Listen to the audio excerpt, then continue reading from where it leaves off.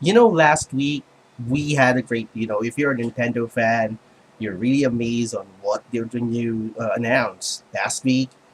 Okay, Shulk from Xenoblade Chronicles is now and so the newest Super Smash Bros. Installment. Bayonetta 2 have also its Nintendo Direct, and of course, people are hyped on it.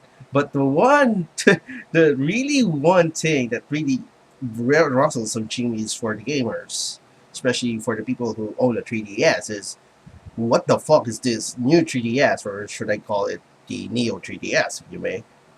And how people just jumped on the gun and said that, oh my god, so that means that they're going to ditch, you're going just to trash the 47 million or almost 47 million people who bought the 3DS just for the Neo 3DS. I just have to remind you this.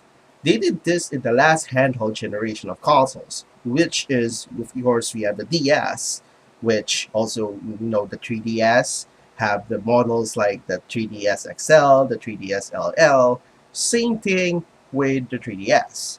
But Neo 3DS have the Neo 3DS and the Neo 3DS LL.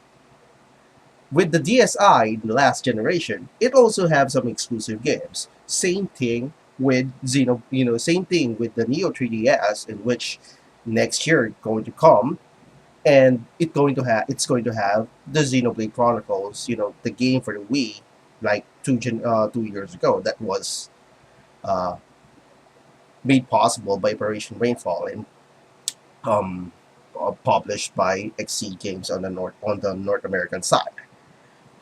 And people are just up in arms in that to say, "Oh my God, with this Neo 3DS, I have they're just getting out in touch with gamers."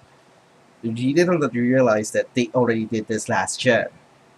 With the DSi, sure that the DSi have four games that didn't even sell well during the time, but it's still the same marketing scheme that they have with this Neo 3DS and Xenoblade Chronicles, and with this, what we did last year, which is the DSi and the four games that they have.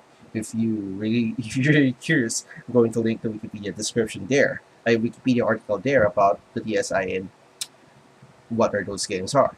And here's the kicker. As you know, in North America, Xenoblade Chronicles is really expensive. If you go to Gamestop, it's going to be like how much? Go correct me if I'm wrong.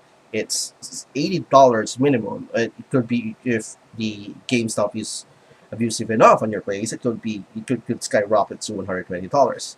And for me, with the Neo 3DS and the surplus the surplus it's going to produce, of course, for Xenoblade Chronicles in those consoles on whoever will buy it, there there's going to be so much surplus of the Xenoblade Chronicles game that the Xenoblade Chronicles game for the Wii will actually drop, because that's the problem. $80 for a game, whereas the games that the other two thirds of the games that was perpetrated by made possible by Operation Rainfall and published by Exceed, the Last Story and Pandora's Tower, isn't that much. So you see the disparity here. If anything, this is a blessing.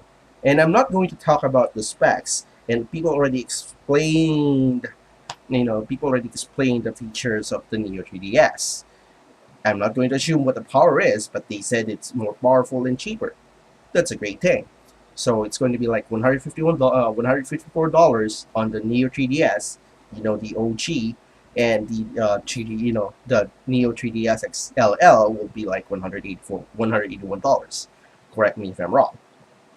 But think of it as a blessing, because you're going to have a chance to play Xenoblade Chronicles on your portable handheld console.